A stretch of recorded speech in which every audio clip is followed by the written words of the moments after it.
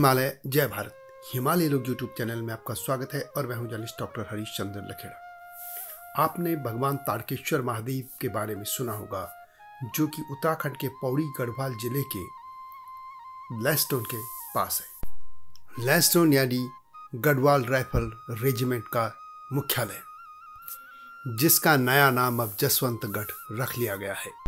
यदि आपको तारकेश्वर महादेव जाना है तो आपको पहले कोटद्वार जाना होगा और कोटद्वार से आगे दुगड्डा और दुगड्डा से आपको डेरिया खाल होकर फिर चकुलिया खाल और उसी के पास है तारकेश्वर महादेव। घने देवदार के जंगल के बीच में यह भगवान भोलेनाथ का मंदिर है और अब यहाँ माँ वैष्णवी का मंदिर भी बना लिया गया है।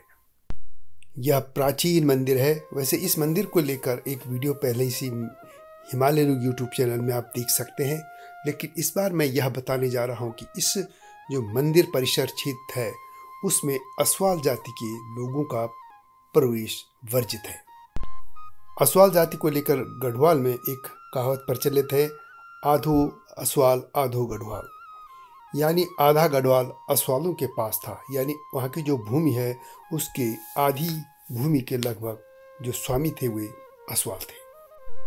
अस्वाल मूलतः चौहान जाति है और अश्व में चलने के कारण, यानी वे घोड़ों पे चलते थे तो अश्ववाल यानी अस्वाल कहे जाते हैं। और जो लोग चौहान लिखते हैं आज भी उनको ननस्वाल भी कहा जाता है। नन मतलब छोटा, छोटे अस्वाल। दिल्ली में पृथ्वीराज चौहान के शासन के अंत के बाद चौहानों ने पहाड़ों की तरफ पलायन किया था।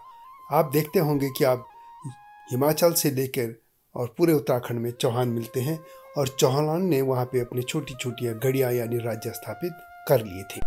हिमाचल प्रदेश और गढ़वाल कुमाऊं में जो खसों के राज्य थे उनको चौहानों ने हराकर अपना राज्य स्थापित कर लिया था, लेकिन बाद में चौहानों की राज्यों को भी दूसरे राज्यों ने अपने अधीन कर लिया था।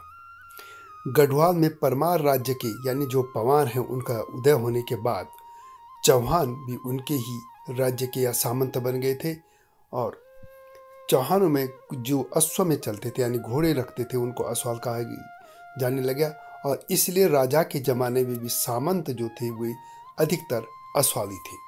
इसलिए यही कहा जाता है कि आधो गढ़वाल आधो अस्वाल। इतनी ताकतवर जाति होने पर भी इनको भगवान तारकेश्वर के मंदिर में जाने से प्रतिबंधित कर दिया गया था।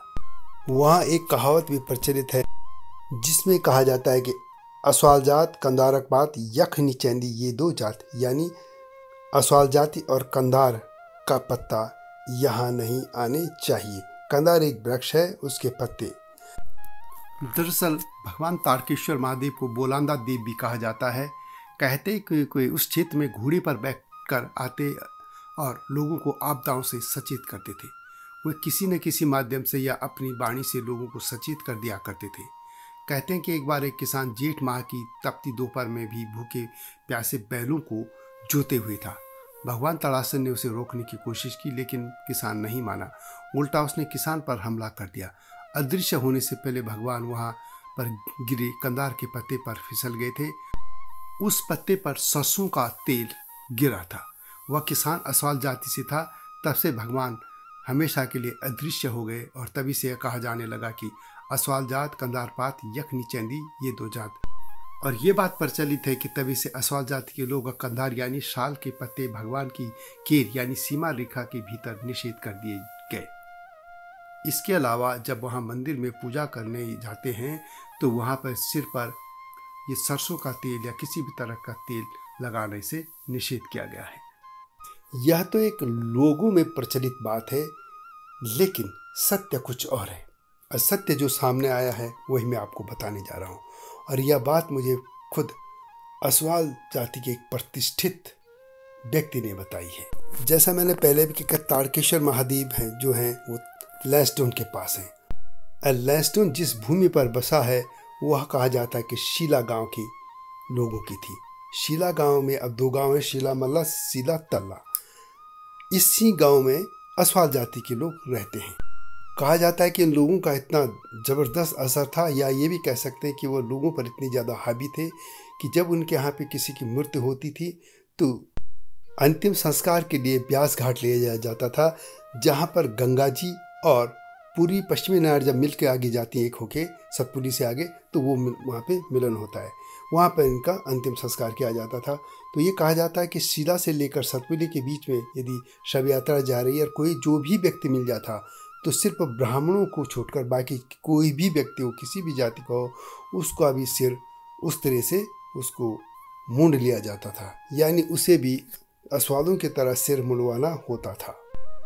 कथा यह है कि तारकेश्वर महादेव मंदिर परिसर में एक साधु रहते थे और वे अपने दूर दूर इलाकों तक भिक्षाटन के लिए जाते रहते थे। एक बार वे शिला गांव में भी चले गए थे, जो कि अस्वालों का गांव था। कहते हैं कि उस दिन अस्वालों के यहाँ जो खेत में काम करने के लिए या जो हल जोतने के लिए एक व्यक्ति आता था वो नहीं आया। तो गांव के जो प्रभावशाली व्यक्ति थे उनके खेत में जब काम करने कोई व्यक्ति नहीं आया तो उन्होंने उस साधु से हल चलाने को कह दिया। लेकिन चूंकि वो साधु था, साधु ने कहा कि मैं तो भिक्षाटन के बाद मंदिर जाऊंगा। तो कहा जाता है कि उसे ज़बरदस्ती मारपीट करके उसे हल लगवाने के लिए मजबूर कर दिया था। उस समय तो साधु ने डर के मारे उनकी बात मानी, लेकिन जब वो मंदिर परिसर में लौटे तो उन्होंने सब लोगों से ये बात बताई।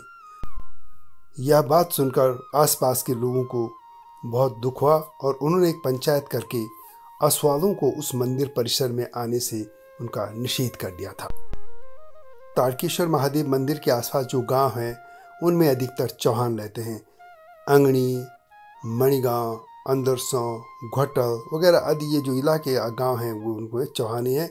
और ये मंदिर में जो पहला भोग लगता है वो चौहानों के ही माध्यम से लगता है।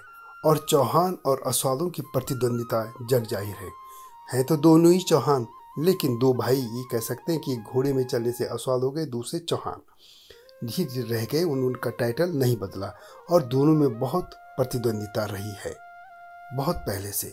यहाँ पर भी यही हुआ। माना जाता है कि वो जो पूरा इलाका था वो चौहानों का था, तो चौहानों ने फिर अस्वालों को वहाँ नहीं घुसने दिया। और उसके बाद कथा ये प्रचलित कर दी गई, जो कि बोलांदा वाली मैंने पहले आपको बताई कि जो किसान हल लगा रहा था, जो कथा मैं पहले कथा। लेकिन सत्य ये कि यदि हम ऐतिहासिक तौर पे देखें तो यही सत्य कहा गया है, क्योंकि ये खुद अस्वाल जाति के ही एक प्रभुत्वशाली व्यक्ति ने मुझे बताई है। और यही था कि उन्होंने जो साधु के साथ उनके साथ जो दुर्व्यवहार किया था उसकी सज़ा उनको दे दी गई थी।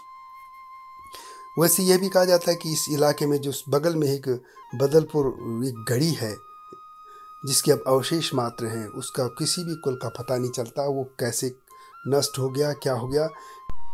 गढ़वाल के इतिहास की पुस्तकों में बदलापुर या जो बदलपुरी गढ़ी है उसके बारे में बहुत ज़्यादा उल्लेख नहीं मिलता है। लेकिन आमतौर पर यह मान्यता है कि वहाँ पर कोई ऐसे राजवंश था जिसको या तो कतियूर शासन में या बाद के गोरखा शासन से पहले ही नष्ट कर दिया गया था। और ये भी कह सकते हैं या ये माना जाता है कि संभवतः वो अस्वालों का ही रहा होगा और चौहानों के साथ प्रतिद्वंदिता के कारण उनको वहाँ से जाना पड़ा होगा। लेकिन जो भी रहा हो, यह तय है कि एक ऐतिहासिक यह घटना हुई जिसमें अस्वाल जाति के लोगों का इस मंदिर में प्रवेश से उनको निषेध कर दिया गया था। और कथा जो सामने आई है वो यही है कि वहाँ के साधु के साथ उन्होंने दुर्व्यवहार किया था। इस मामले में एक वीडियो पहले ही आप इस चैनल में है, मैं डिस्क्रिप्शन में इसका लिंक डाल दूंगा, आप उसको देख सकते हैं। ये कथा के तौर पे है, जो मेरे उपन्यास आने वाला है उस शैली में वो वीडियो बनी है, आप उसको देख सकते हैं। लेकिन अभी अस्वालों तक सीमित थी कथा। वीडियो कैसे लगी कमेंट में अवश्य लिखें, और यदि आपके पास भी जानकारी है तो कमेंट सेक्शन में अवश्य लिखिएगा। नई कहानी के साथ आपके सामने सीख आऊँगा। वीडियो को शेयर कीजिएगा, लाइक भी कीजिए। आपसे विनम्र अनुरोध है, चैनल को सब्सक्राइब करना न भूलना। हिमालय पे पेड़ हो तो गीत गाएंगी नदियाँ, गीत गाएंगी नदियाँ। पेड़ों पे चिड़िया है तो गीत गाएंगी नदियाँ, पेड़ों पे चिड़िया है तो गीत गाएंगी नदियाँ। माँ की लोरी जैसे होते हैं नदियों के गीत।